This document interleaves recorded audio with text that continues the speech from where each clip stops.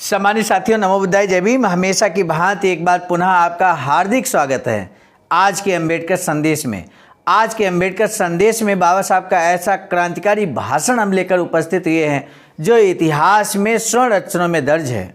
सम्मानित साथियों, 15 अक्टूबर 1956 का वो दिन जब बाबा साहब ने 14 अक्टूबर 1956 को बौद्ध धर्म दीक्षा ग्रहण किया था, उसके ठीक अगले दिन बाबा साहब 2 घंटे का लंबा भाषण देते हैं। उसी भाषण को हम कई भागों में लेकर आप तक उपस्थित हो रहे हैं। आज एक तरह से दूसरा भाग है। कल के अम्बेडकर संदेश में प्रथम भाग हमने बताया था बाबा साहब के स्पीच का। आज हम दूसरे भाग में कुछ बिंदुओं पर आपकी बात का आपको ध्यान आकर्षित करेंगे। बौद्ध बनने के बाद एक सबसे बड़ी समस्या खड़ी हुई कि उस समय बाबा साहब ने बौद्ध धर्म की दीक्षा ली और साथ ही साथ लगभग 5 से 6 लाख अन्य अस्पृश्यों ने भी, दलितों ने भी, अन्य लोगों ने भी बौद्ध धर्म की दीक्षा ली, ग्रहण किया। तो एक बात यहाँ पर उठकर सामने आई कि आखिर जो अभी वर्तमान में जो अस्पृश्य समाज के लोग थे, उनको बाबा साहब ने 1930, 31, 32 में गोलमेज सम्मेलन के थ्रू और उसके बाद में अंग्रेज़ों की सरकार में भी बाबा साहब लेबर मिनिस्टर के रूप में रहे और वर्तमान में देश आज़ाद होने के बाद में कांग्रेस की जो गवर्नमेंट बनती है तो उसमें भी बाबा साहब प्रथम कानून मंत्री के रूप में मनोनीत किए जाते हैं।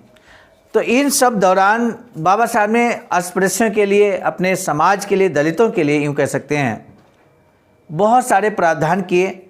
नौकरियों में प्रतिनिधित्व, राजनीति में प्रतिनिधित्व, शिक्षा आपको निर्बाध रूप से मिले, इस बात की व्यवस्था, अन्य बहुत सारे संवैधानिक संरक्षण बाबा साहब ने दे दिए थे। लेकिन आज जब वही समाज के लोग आज बौद्ध बन गए हैं तो उनके अधिकारों का क्या होगा, इस बारे में बाबा साहब इसी स्पीच में क्लियर कट कहते हैं। क्या कुछ कहते हैं जरूर हम आपको बताएंगे, यानी कि बौद्ध बनने के बाद अधिकार कैसे मिलेंगे, अस्पृश्यों को जो अब बौद्ध बन गए हैं उनको अधिकार कैसे मिलेंगे, आज के अम्बेडकर संदेश में हम आपको बताएंगे। कार्ल मार्क्स से बाबा साहब सहमत नहीं थे। कार्ल मार्क्स की जो विचारधारा है वो विचारधारा किस आधार पर है और उस विचारधारा से बाबा साहब ताल्लुक़ क्यों नहीं रखते, क्यों नहीं सहमत होते, आज के अम्बेडकर संदेश में स्वयं बाबा साहब विस्तार से एक्सप्लेन करते हैं।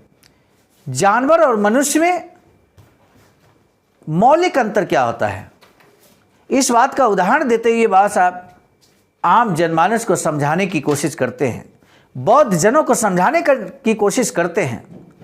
तो आज का अम्बेडकर संदेश इन्हीं महत्वपूर्ण बिंदुओं को लेकर उपस्थित हो चुके हैं। आपने हमारे इस चैनल आवाज़ का ऑफिशियल को अगर अभी तक सब्सक्राइब नहीं किया है तो हमारा आपसे विनम्रतापूर्वक निवेदन है कि हमारे इस चैनल को आप बेल आइकन के साथ जरूर सब्सक्राइब कर लें ताकि हर दिन सुबह 5 बजे अम्बेडकर संदेश आपके मोबाइल स्क्रीन पर हो। आइए अब बिना विलंब के हम शुरू करेंगे आज का अम्बेडकर संदेश। सम्मानित साथियों, बौद्ध धर्म से ही दुनिया का उद्धार होगा। बाबा साहब डॉक्टर अम्बेडकर संपूर्ण वाङ्मय खंड 40 से आज हम लेकर उपस्थित हुए हैं। सम्मानित साथियों, आज का अम्बेडकर संदेश पेज नंबर 452 से 454 तक बाबा साहब कहते हैं कि हम झगड़ रहे हैं इज्जत के लिए, मनुष्य मात्र को पूर्णावस्था में ले जाने की हम तैयारी कर रहे हैं। इसके लिए जो जरूरी हो वे सभी त्याग करने के लिए हम तैयार हैं। अखबारों के ये लोग मेरे पीछे पिछले 40 सालों से लगे हुए हैं। उन्होंने आज तक मेरी कितनी आलोचना की। मेरा उनसे कहना है कि सोच लो, कम से कम अब तो बच्चों सी भाषा छोड़कर बुजुर्गों की भाषा में बोलिए। बौद्ध धर्मी होने के बावजूद हम राजनीतिक अधिकार प्राप्त करेंगे, इसका मुझे पूरा विश्वास है। बाबा साहब डॉक्टर अम्बेडकर की जयकार और तालियों की गूंज होती है। सम्मानित साथियों, जब बाबा साहब ये बात कहते हैं, मेरे मरने के बाद क्या होगा ये कहा नहीं जा सकता। इस आंदोलन के लिए बहुत बड़ा काम करना पड़ेगा। क्या काम बाबा साहब करने की हिदायत देते हैं, ज़रूरत महसूस करते हैं, आइए जान लेते हैं। हमारे बौद्ध धर्म अपनाने से क्या होगा, कठिनाई आने पर उन्हें कैसे टाला जा सकता है, उसके लिए क्या तिकड़में और युक्तियाँ की जा सकती हैं, इस बारे में मैंने पूरा सोच लिया है। मेरी पोटली में सब कुछ भरा हुआ है। किस प्रकार से वह भरा है मैं जानता हूँ। आज तक जो हक पाए हैं वे मैंने ही अपने लोगों के लिए हासिल किए हैं। जिसने एक बार हक हासिल करवा दिया वह फिर से हासिल करवाएगा ही। अधिकार और सहूलियतें मैंने ही उपलब्ध कराई हैं और मुझे यकीन है कि मैं फिर ये आपके लिए उपलब्ध करा सकता हूँ। इसलिए कम से कम अब आपको मुझ पर विश्वास कर आगे बढ़ना होगा। विरोध में प्रचार करने वालों की बातों में कोई दम नहीं है, ये मैं आपको साबित करके दिखाऊंगा। एक बात का बल्कि मुझे बहुत बड़ा आश्चर्य लगता है, सब और इतना विवाद हो रहा है, लेकिन किसी ने मुझसे ये नहीं पूछा कि मैंने बौद्ध धर्म ही क्यों स्वीकारा। किसी भी धर्मांतरण आंदोलन का प्रमुख सवाल ये होता है कि किसी भी अन्य धर्म की जगह वही धर्म क्यों स्वीकारा गया। धर्मांतरण करते हुए कौन सा धर्म स्वीकारना है और क्यों, इस प्रश्न पर काफ़ी सोच विचार होना चाहिए। हिंदू धर्म त्याग का आंदोलन हमने 1935 में एबला के मैदान में एक प्रस्ताव पारित कर हाथ में लिया था। मैंने पहले ही प्रतिज्ञा की थी कि हिंदू धर्म में मैं जन्मा हूँ, लेकिन इसी धर्म में रहते हुए मैं मरूंगा नहीं। कल मैंने दिखा दिया, यानी कि 14 अक्टूबर 1956 को बाबा साहब कहते हैं मैंने दिखा दिया कि मैं सच बोल रहा था। मुझे इतनी खुशी हो रही है, आनंद तिरेक ही हुआ है। लगभग ये है कि हमें नर्क से छुटकारा मिला है। मैं अपने कोई अंधभक्त नहीं चाहता। जो बौद्ध धर्म को अपनाना चाहते हैं उन्हें जागरूकता के साथ उसे अपनाना चाहिए। उन्हें वह धर्म सही लगना चाहिए। मनुष्य के उत्कर्ष के लिए धर्म बहुत जरूरी बात है। मैं जानता हूं कि कार्ल मार्क्स को पढ़कर एक पंथ का निर्माण हुआ है। उनकी राय में धर्म की कोई हैसियत नहीं। वे धर्म को महत्वपूर्ण नहीं मानते। उन लोगों को सुबह ब्रेकफास्ट मिला, उसमें पाव, मलाई, मक्खन, मुर्गी की टांग आदि होने से दोपहर में पेट भर भोजन मिला, आराम की नींद मिले, फिल्म देखने को मिले, तो बस हो गया उनका दर्शन। यही उनका दर्शन है। लेकिन बाबा साहब कहते हैं मेरी राय अलग है। बाबा साहब कहते हैं मेरे पिता गरीब थे, इसलिए ऐसा सुख मुझे नहीं मिला है। किसी ने जीवन में उतनी मेहनत नहीं की होगी जितनी मैंने की है। इसीलिए सुख संतोष के बगैर इंसान का जीवन कितना कष्टमय होता है, बाबा साहब कहते हैं मैं जानता हूँ। आर्थिक उन्नति के लिए आंदोलन की जरूरत है, ये मैं मानता हूँ। मैं ऐसे आंदोलन के खिलाफ नहीं हूँ। इंसान को आर्थिक उन्नति प्राप्त करनी ही होगी। लेकिन मेरी राय में और इसमें एक महत्वपूर्ण फर्क है। एग्जाम्पल देते हैं बाबा साहब, उदाहरण रखते हैं। क्या फर्क है जान लीजिए मेरे साथियों। पढ़े लिखे लोगों के लिए, नौकरी पेशा वाले लोगों के लिए खास बात है ये। बाबा साहब कहते हैं भैंसा और बैल और मनुष्य में फर्क है, यानी कि जानवर और मनुष्य में फर्क है। भैंसे और बैल को हर रोज चारे की जरूरत होती है, मनुष्य को भी अन्न की जरूरत होती है। दोनों में फर्क क्या है? दोनों में फर्क ये है कि भैंस या बैल के पास मन नहीं है, मनुष्य के पास शरीर के साथ मन भी है। इसलिए उसे दोनों के बारे में ही सोचना होगा। मन का विकास होना चाहिए, मन सुसंस्कृत बनना चाहिए। उसे सुसंस्कृत बनाना चाहिए। जिस देश के लोग ये कहते हैं कि खाना ना हो तो मनुष्य सुसंस्कृत नहीं हो सकता, उस देश के साथ अथवा उन लोगों के साथ ताल्लुक रखना भी मुझे पसंद नहीं है।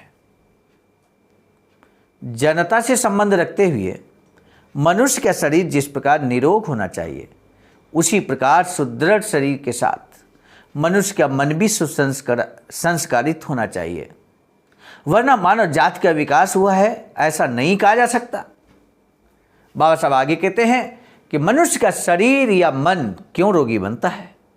क्योंकि या तो उसे शारीरिक पीड़ा होती है अथवा उसके मन में उत्साह नहीं होता। मन में उत्साह ना हो तो प्रगति कैसे होगी? उत्साह ना होने के क्या कारण होते हैं? पहला कारण यही कि मनुष्य को ऐसे रखा गया है कि उन्हें ऊपर आने का मौका ही नहीं मिलता, या उसे प्रगति की कोई उम्मीद नजर नहीं आती। फिर उसके मन में उत्साह कहाँ से आएगा? तब बाबा साहब कहते हैं कि वह रोगी बन जाता है। जिस व्यक्ति को अपनी कृति का फल मिलता है उसे उत्साह होता है। वरना पाठशाला में शिक्षक कहने लगे कि कौन है ही रे, ये तो महार है और ये महार पहली श्रेणी में परीक्षा पास करेगा। उसे पहली श्रेणी नहीं चाहिए, उसे पहली ही श्रेणी क्यों चाहिए? तुम बेटा तृतीय श्रेणी में रहना, फेल हो जाना, प्रथम श्रेणी में आना तो ब्राह्मण का काम है। ऐसे हालात में उस बच्चे में उत्साह कहाँ होगा? उसकी उन्नति कैसे होगी? उस उत्साह पैदा करने की जड़ मन में है। जिसका शरीर और मन तंदुरुस्त होगा, जो हिम्मत वाला होगा, विपरीत हालात से भिड़कर पार पा सकता है। ऐसा विश्वास जिसके पास होगा उसी के मन में विश्वास पैदा होता है और उसी की प्रगति होती है। हिंदू धर्म में कुछ ऐसी कुत्सित भावनाएं पैदा की गई हैं कि उत्साह महसूस ही नहीं होता। मनुष्य को हतोत्साहित करने वाली स्थितियां हजारों सालों तक टिकी रहीं तो उससे से ज़्यादा क्लर्की करने वाले पैदा होंगे। इससे बेहतर और क्या हो सकता है? इन क्लर्कों की रक्षा के लिए बड़ा क्लर्क चाहिए। मनुष्य के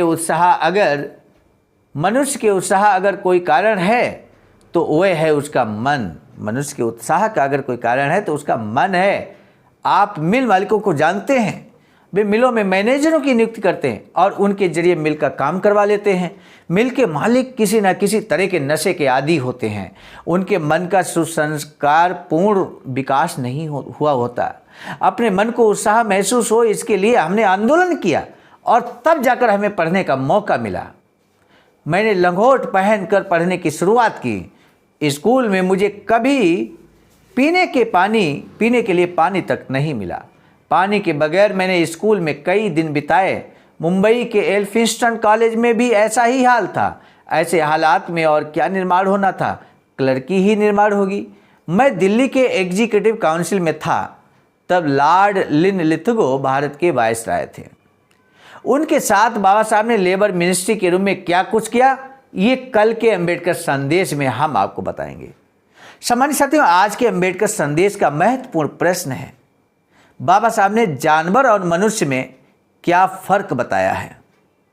हमें उम्मीद है कि आप इस प्रश्न का जवाब कमेंट सेक्शन में जरूर लिखेंगे। सामान्य साथियों, आज का अंबेडकर संदेश अंत तक आपने सुना, इसके लिए बहुत बहुत धन्यवाद आपका।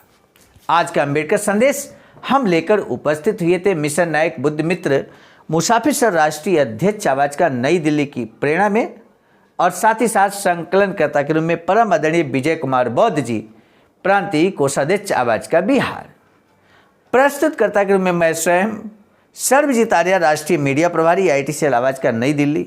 हमारा एक निवेदन हमेशा रहता है कि आप हमारे इस अंबेडकर संदेश को, जो बाबा साहब का हूबहू भाषण है 15 अक्टूबर 1956 का, संयोग से इस समय अक्टूबर महीना ही चल रहा है, आप यदि इस वीडियो को शेयर करेंगे तो ये ज़्यादा सार्थक होगा, जन जन तक पहुँचेगा तो लोग जागरूक होंगे, बाबा साहब के विचारों से परिचित होंगे। तो निश्चित तौर पर आपको इस अंबेडकर संदेश को जन जन तक पहुँचाना चाहिए।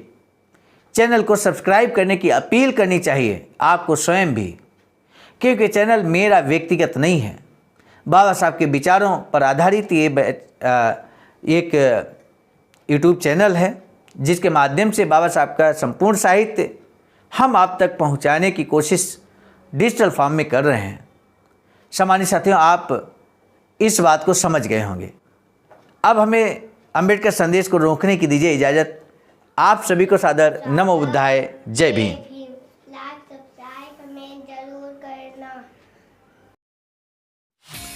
सामान्य साथियों, यदि आप हमारे इस चैनल आवाज़ का ऑफिशियल, जिस पर नियमित सुबह 5 बजे डॉक्टर अंबेडकर संदेश आपको मिलता है, आप हमारे इस चैनल को सपोर्ट करना चाहते हैं तो हमारा आपसे निवेदन है कि आप हमारे इस चैनल को सब्सक्राइब कर लें, वीडियो को शेयर, लाइक, कमेंट जरूर करें।